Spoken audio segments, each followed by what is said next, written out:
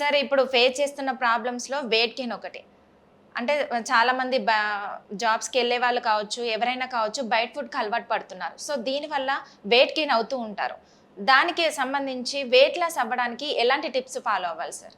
అసలు దీనికి రీజన్స్ ఏంటంటారు? సో, దీని పేరేమో ఒక స్థాయికొచ్చిన తర్వాత ఒబెసిటీ అనేటువంటి పేరుతో పిలుస్తారమ్మా.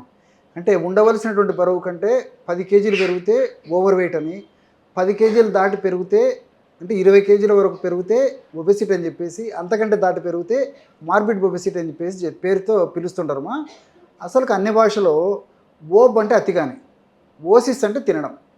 సో 100లో 90% మందిలో అతిగా తినడం వల్ల కలిగేటువంటి సమస్య కాబట్టి దీన్ని ఒబెసిటీ అనేటువంటి పేరుతో పిలుస్తుంటారమ్మా.